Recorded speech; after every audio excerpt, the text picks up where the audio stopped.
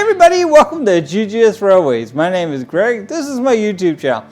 All right, tonight we are going to talk about a subject that is kind of taboo. We are going to talk about, and this isn't for my experts in the group or people that are into the model train world just really heavily. This is for folks that maybe they aren't in the model train world at all, or just slightly, and perhaps they found a box of model trains, maybe in their attic, or perhaps they bought a house and there's some model trains in the attic. I mean, I've heard all kinds of stories. Their father passed away, here's these trains, my uncle, and so on. So, all right, so I'm going to tell you my observations on that and some of the things that I've seen and some of the things that I found. And we're going to talk about that. But first, let's get a little bit of history about model trains and why this is so hard. Let's do that. All right, so to help understand the the myths, the legends, the misconceptions about the values of model trains as they relate to something that you may find in your attic, you first have to know that prior to World War II, for instance, Lionel, they didn't really market their trains to what I would call common folks. As a matter of fact, their model trains were as much as a new car. So, I mean, that's where kind of this prestige came, where, it's kind of for the J.P. Morgans and the Rockefellers and those type of folks, not for the common folks, have a miniature railroad, that's, that was a thing back then. So as time has evolved and, different things have come, and I'm old enough to know and seen some of the things that I'm going to talk about, but the values have changed. Now the marketing and that whole thing that goes back to the, it's an elite, an elite thing, that's marketing, and you have to understand that. So, all right, let's talk about some of the things that you might find. All right, so you found this box or boxes of model trains. Perhaps they're in a tote. I don't know what's up with model trains and totes. They often wind up in totes. Anyway, so when you open up this box or tote, does it look like this? Or this? Or this? Or this? If it does, congratulations. You found a bunch of stuff. So, let me explain. In the model train world, generally speaking, collectors and enthusiasts, they want things that are clean. You'll notice that a lot of the items that I showed were not clean. They were pretty dirty. They want them functional. With them all piled in a box like that, probably you've got some stuff that's broken. Not a lot of value in broken things. And a lot of times they want a box, the box that the items came in. Now, an interesting thing in the model train world is sometimes, not a lot of times, but sometimes the box is actually worth more than what's inside the box. I know that sounds crazy, but it's true. So in model trains, the box has a value and what's inside has a value. I know that's kind of illogical, but it's true. I had kind of an interesting story about that. When I first got into, or back into the model train world, I bought some pretty awesome vintage American Flyer pieces. And they came with the boxes, and I'm unpacking them carefully and just, admiring what I've got. And my roommate was steady throwing away the boxes, like you would do at Christmas. And I'm like, whoa, wait. It is hard to comprehend that a box is worth money, but in the model train world, it is. All right, so now that I've let you down, not so easy. So let's talk about the 1970s. And interestingly, most of the things that I find that, we found it in the attic, or, this great big collection, is generally from the 70s, and it's generally HO scale. And there's a reason for that. So the reason for that is in the 1970s, and I can attest to this because I was a kid, model trains of the HO scale, especially in Tyco, Lifelike, and probably a couple of other brands, were mass produced. I mean, mass produced. You could go down to any drugstore or corner store and pick you up a train set for $10, $15, $20 all day long. And that came with everything, the transformer, the track, all the cars. So when you find this stuff, it just doesn't have a lot of value. It was mass produced. There's still a lot of that stuff out there. It's generally in disrepair because, well, like you saw, generally speaking, as a kid, you throw everything in a box, right? And you're not really taking great care. And years later, model train collectors, they go, oh, well, if there's 100 of these, well, I'm going to want one that's perfect, right? So, and 99.9% of them are not going to be perfect. Now, toys from my childhood would not be perfect. So, all right. So there is a little bit of a caveat to what I just said. So Tyco has had a recent resurgence in interest, collectability, but once again, it has to be in pretty good condition. Oftentimes, collectors will want the box. I can tell you that as a kid, the first thing I did was throw away the box, clutter in my room, whatever. So that makes it pretty rare to find a box with some of the HO scale stuff. All right, so I stopped a minute and I made a list of kind of real life examples of things that will kill the value of things that you may find model train wise. So all right, if they are Lifelike or Tyco brand, they probably have little to no value. Now, the caveat to that is that Tyco has had a resurgence in recent years, but the caveat to that caveat is it better be in really, really, really good shape, because Tyco mass produce this stuff. So if you think about it, the people that are into Tyco, they're not going to want the stuff that's probably thrown in that box, right? All right, so next thing on the list, HO scales from the 70s on up. Now, I'm talking from experience here.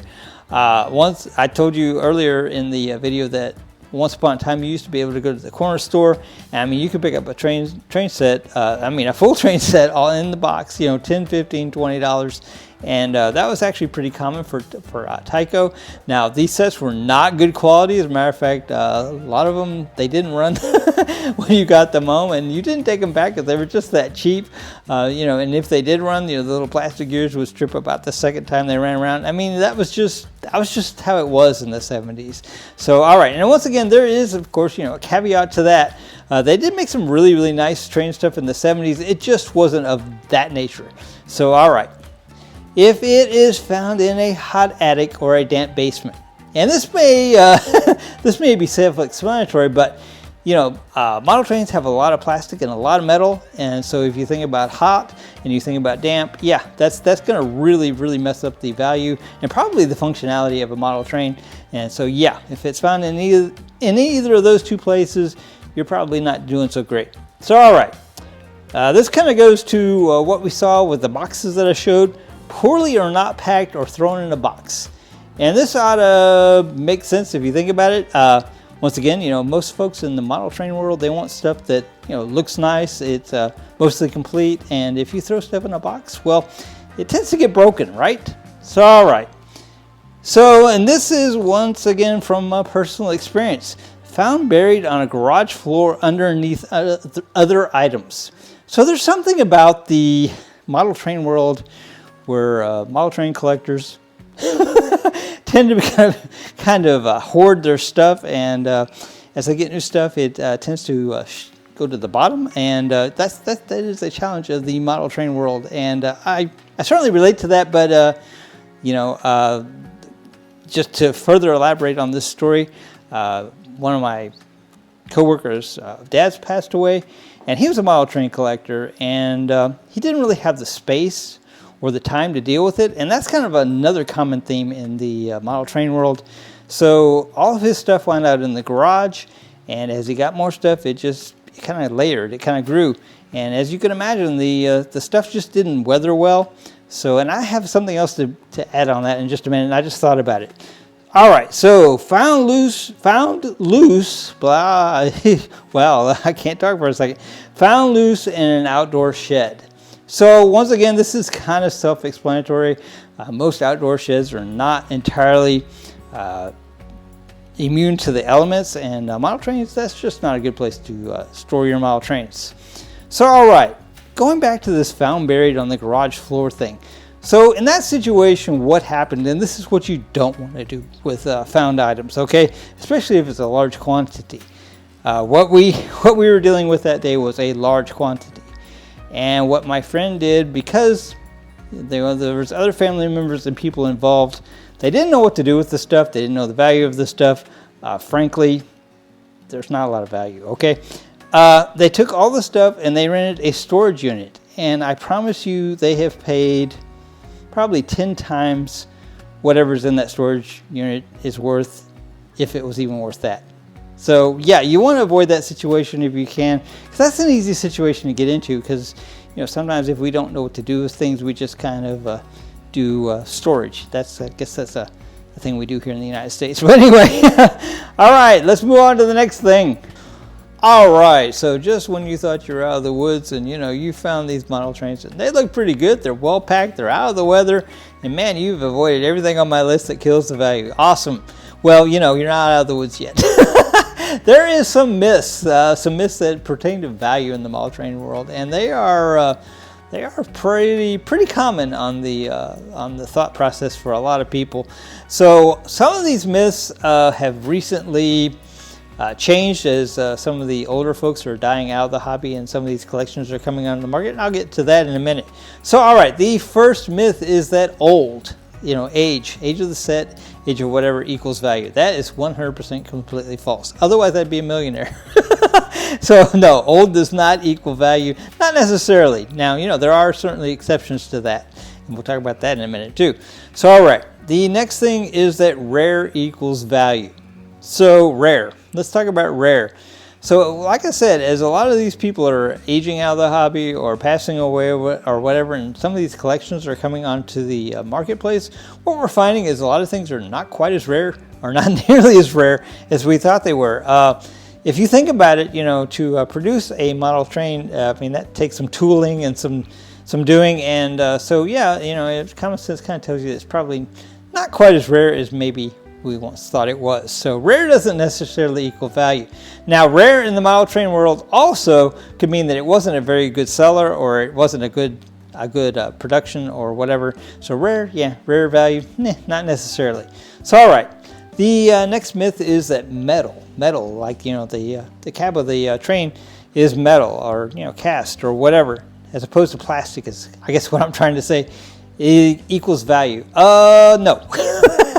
So interesting story about that. When I was a young man, I found my first Marx train, which for those of you that aren't in the model train world is a template train, and I thought it was super rare, super valuable. I actually mowed a lady's yard for an entire summer if she would let me have that train, which, by the way, was in a shed outdoors, not protected from the elements. It was horrible. So yeah, the value of that metal train was pretty much, yeah. So metal doesn't necessarily equal value. Of course, there's going to be exceptions to that, but some of your plastic shell trains are going to actually be more valuable. So all right, so the next myth is that pretty equals value. That is 100% completely false. So all right, here's a good example. This guy's pretty sharp looking, I guess we can probably agree.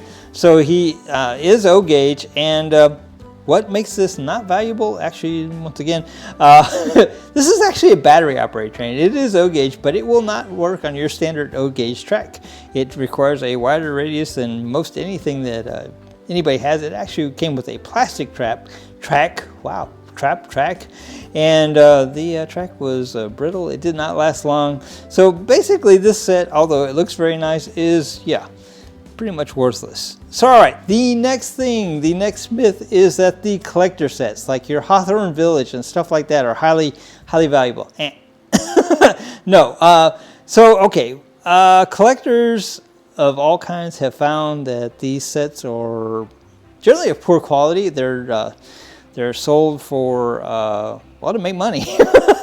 Yeah, that's what it is, and yeah, a lot of the things that you would think had a great deal of value, they just don't.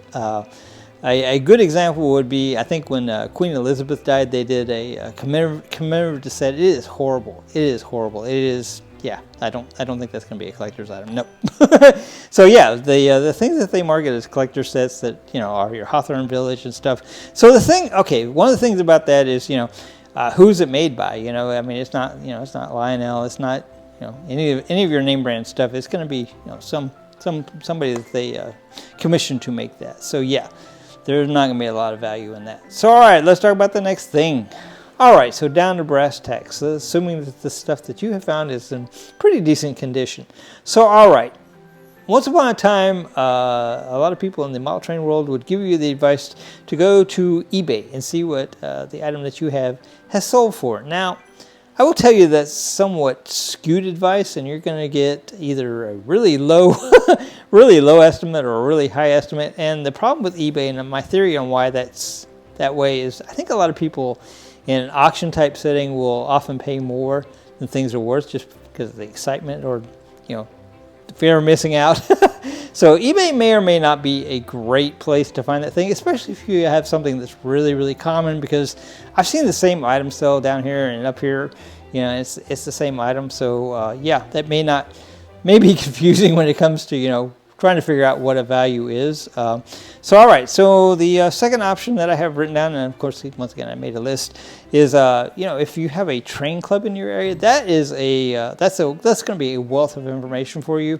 They can tell you right away, no, you have something that's super common and, or, super rare. You just never know. The odds are that it's super common. I'll just, spoiler alert on that. But, that sometimes super common can have value too, so don't fret on that. So, all right, the second option that I have written, or the third option I guess I have written down here, is to actually go attend a train show.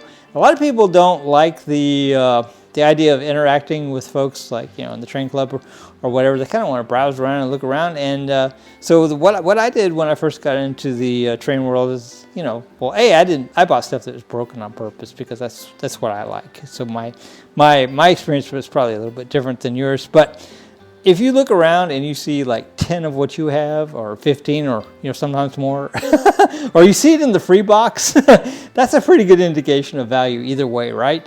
So all right. So the last thing that I have here is talk to a trusted expert. Find somebody that you can trust. And if you have somebody that's in the train world, and especially if they don't have any necessary or don't necessarily have any particular interest in what you have, that's probably a good place to get an opinion of value, or at least what you have. Sometimes just knowing what you have is half the battle. So all right, there is some places to not go that I do not recommend to try to find the value. Facebook. Do not go to Facebook Marketplace. The values are all over the place. You'll find boxes such as that I showed you at the beginning of the video. Here it is again. For $2,800. Nobody's going to pay $2,800 for this, but it may give somebody the idea that maybe, wow, this stuff I found is worth $2,800 because here it is on Facebook. Facebook is kind of the Wild West on Facebook Marketplace, and the values are all over the place, and a lot of those things are frankly just scams. So all right, so let's talk about some of the things that are going to potentially have value that you can get excited about pretty much right away. So all right, anything that is pre-World War II is probably going to have more value than things that are beyond World War II. That's just kind of a different world in the model train world. Once again, prior to World War II, Lionel and most other train companies did not market their trains to the common folk. Common folk, me. It was the Vanderbilts, the Rockefellers, those type of families, the private railroad, whatever. And so yeah, because it had that kind of esteem and that kind of thing, and because the production numbers were kind of low, those tend to be of pretty good value. The second thing that you can pretty much get excited about is anything that has anything to do with military, anything Army, Navy, anything with the United States flag, anything that's red, white, and blue, anything that's patriotic. Those type of things tend to be exceedingly valuable, and so you may find some value in that. So all right, guys, I hope that I have given you some clues, some places to look, some things to do, and possibly, maybe I made your night. Maybe you don't like me anymore. I promise you everything I have said has been from my experience and is entirely true. The model train world is it's a great world to be in, and there's something for everybody. Just because something that you have doesn't necessarily have value doesn't mean that it won't bring joy to somebody, right? All right, guys, appreciate you. Thank you for watching. GGS Railways out.